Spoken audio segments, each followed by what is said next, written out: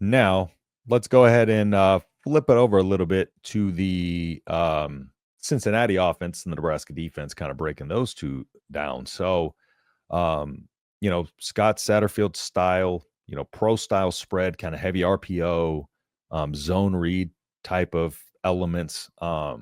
It's more of a balance, but still up tempo. They try to aim for like 70 plays per game, mixing inside outside zone, play action passes. The focus is to just the new playmakers to kind of address last year's bottom Big 12 rankings for them in TDs, points, yards, stuff like that. So I'm expecting them to come out like a lot of 11 personnel, um, use a lot of motions, and try to create as many numbers mismatches as they can. Rutgers, Kirk Shiroka, Rutgers offensive coordinator, that's what he's big on. He likes to go and get just more people on that side than you can handle, right? And just overload and then try to create matchups, advantages based on sheer numbers and personnel. So I think they're going to try to do something like that.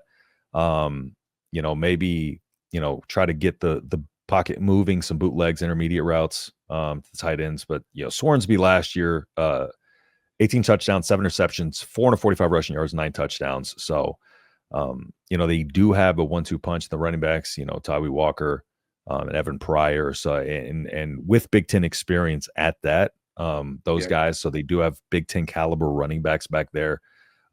They do have a decent tight end in terms of pass catching, is reliable, but a lot of those new wide receivers. So it'll be interesting to see how Sorsby kind of adds those guys in, and how they balance out his legs versus kind of bringing those playmakers into the picture. But I think it's going to be pretty balanced attack. They lost some guys last year, so we'll see. It'll be interesting to see their approach too with those guys out there.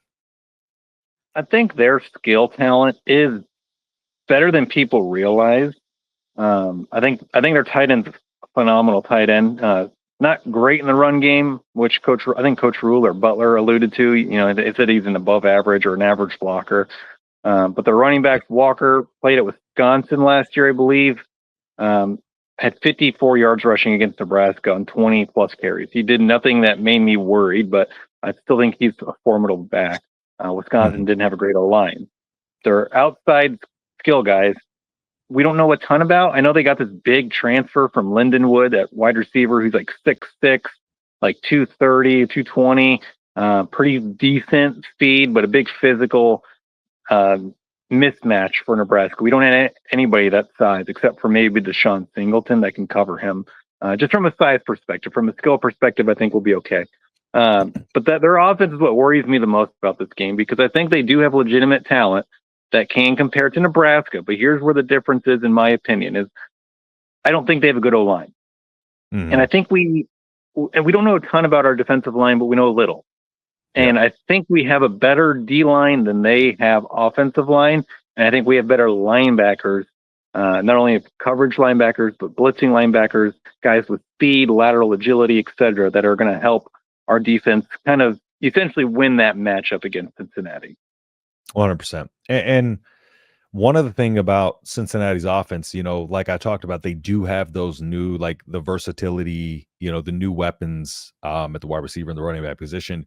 However, those are a lot of new pieces. So the floor is very low for this offense if the transfers come out and underperform early on.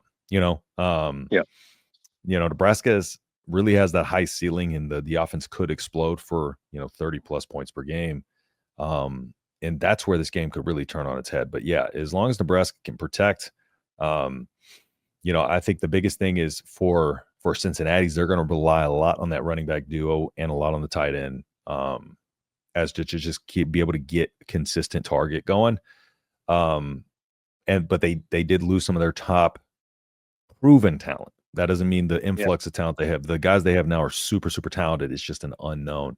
And it'll be interesting to see the chemistry there between Sorsby and those guys. So, but Nebraska coming out, naturally, if Nebraska can really come out and be able to take it with a three-man front, and kind of get those guys on the edges, free. I think that's going to be huge for us. If we can somehow try to figure out a way with that 3-man front to just really utilize and free up a lot of our guys as much as possible. You know, it might morph into more of a 4-2-5 against like RPOs and stuff like that. My dog, sorry about that. But it's going to be really hard for them with the disguise coverage, simulated pressures, you know, how many linebacker DB hybrids we have, you know, kind of in there. That's a nightmare. You know, I think we're going to see a lot more aggressive man press coming out in the secondary, and I think it's going to be a refined version with adaptability against the run. But I just think it's going to be. I think we're going to be very, very aggressive. We talked this a lot at this. We're going to come out and hopefully come out and just maybe man press and kind of get those guys off their rhythm. You know, those playmakers early. If we can get those guys timing disrupted and get them off their rhythm, then you know, that's going to be what causes those growing pains. So can we come out and just be able to you know, stop Sorsby? I think that's the biggest thing is, you know, the element of his legs. I think it's the biggest thing that's scaring everybody right now because he's a legit dual threat guy, you know. He's a big dude, 6'3", 235, like tough to bring down.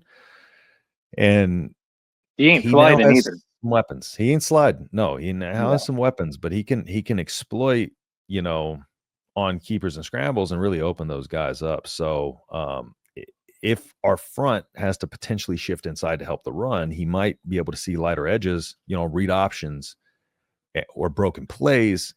But the good thing is we have a deep battle tested kind of secondary linebacker core that kind of blanket passes and let the edges and linebackers focus on containing the run. And so if we keep lanes and our gaps and everything disciplined, like we could rack up a lot of negative plays. And I think that's going to be the trick early.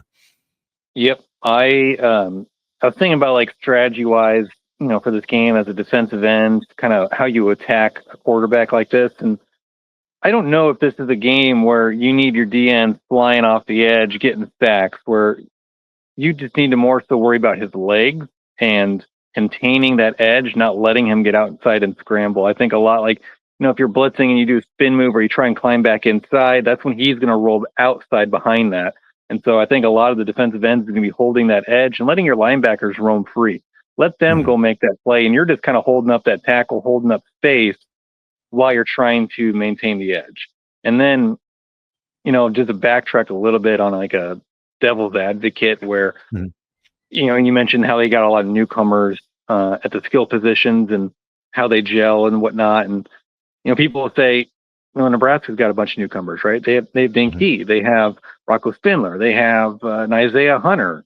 I think the difference between why we say how they are going to gel with Cincinnati versus Nebraska is Dinky and Isaiah Hunter last year had over 100 catches combined, over 1,800 yards receiving combined. They're proven at the Power 5 level or at the Power 4 level.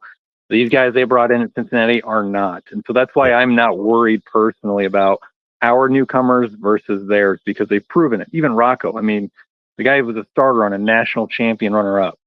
Yep. It's a big difference. Yeah, 100%. Yeah, and you know, we got newcomers on defense too, like you know, Williams Warnery. I think he's going to be a big part of this because you got a guy coming off the edge at 6'7". I mean, good luck just trying to throw it over his outstretched arms too. So that's going to help against, you know, the mobile quarterback. But I agree with you when it comes to the weapons. It's like our guys are really, really, really proven. And I mean, we're talking about Dane Key right now. If he was going to be projected for the draft, probably 3rd round pick next year. You know what I'm saying? So Georgia wanted him. Yeah, exactly. And then, you know, looking at our newcomers on defense, man, I'm excited for that. I talked about Williams Warnery, of course, but also looking at, you know, the Jack linebacker spot. We talked about that a little bit before, but you know, we thought maybe Willis McGahee would step up, you know, into that role after, you know, flashing as a true freshman. But you know, him being 3rd on the depth chart behind Dasan McCullough and Jordan Ochoa, you know, and I'm going to be optimistic about that and just say I think it means we've upgraded with McCullough's experience and Ochoa's growth more so than McGahee's regressed. 100%. But I think our setup roster scheme, our edges and everything, I think they're tailor made to be able to contain this type of quarterback. I really do. Yeah, he's not a guy where if you get 4 sacks, great, but he's not one of those quarterbacks that's going to allow you to do that. He's going to roll out, escape the pocket. When he gets outside of that is when you're in danger, and how you combat him, because he's going to do it a lot, I think. I think we're going to handle him up front. I think it's going to be a big thing in the game. It's his scrambling ability. How you handle that when he gets that second part of the play. What do you do? You know what I mean? Yep. Yeah, and then talking about, like, we talked about it or just touched on a little bit, but we can go a little bit more into that inside run game for Cincinnati versus our interior defensive line, which has been a topic of conversation this offseason. But, like I talked about before, Nash Hutmacher's job was to wreak havoc in the middle. Him and Ty, of course, were anchors for us up front. They took on people. They let the other guys behind them fly around. Lost Jamari Butler to LSU. We lost some guys. No way around it. But again, I think we have a lot of confidence in the guys that we have now. So we look at Elijah Judy and RVP up there. Those are going to be our nose tackles. And then if one of them can clog that, the A gaps by himself, helps us stick to that base 3-man front. Our ends can kind of do what they do. The heart of a 3-3-5 was kind of to let that happen and keep those, he wanted to keep kind of some of those core ideas intact. But if Judy or Van Poppel get pushed around, then we have to shift stuff around, slide ends down in, and they're not, they're going to eat doubles with the nose tackle, and they're going to be just caught up and not be able to just free roam. So to help everybody be able to do their job better at every single level, the important test early is those guys not getting pushed around up there. Those guys being able to hold their own and draw attention. Hold up guys, draw attention, free your Cam Linhart's up. And so they can just go out there and Williams Winery on a one-on-one, Cam Linhart on a one-on-one. Let him go out there and do his thing, Yeah, and the more that they can do that, the more protection they have to add, which means their pass-catching tight end who's really good might have to stay in and block more. Or instead of releasing a running back on a swing route or a choice, whatever type of route, right? He has to stay in and block because your defensive ends are wrecking havoc while your defensive tackle is just clogging up the A gap, like you mentioned. There's a lot of things that happen off of that as a result. Yep.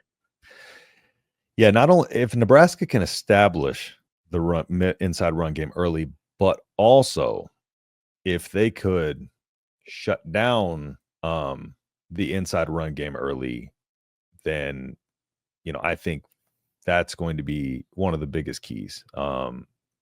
Making sure that and just getting confidence in our guys on the inside there, getting confidence in those guys that they're going to be able to come out here to be able to handle a team like this, is really important. So I think it's going to be a good, really early test for those guys. But I think they're up for the task personally. I just think I think those guys are really, really good. And I think I have a lot of confidence in them now. Yeah, I'm still kind of in a wait and see with an optimistic point of view, an optimistic outlook, because you saw flashes last year. And like we said all off season, the biggest concern right now is just proving it. None of them has proven this at a high level consistently. Even Cam Linhart, had a little bit of a down year last year. Elijah Judy, that's going to be the most action he's seen in a Husker uniform on a consistent basis. So it's about going out and proving the talent you have is real. And I think they're certainly up for the task, but we're going to find out for sure about 8:15 on Thursday. Boy, can't get here soon enough.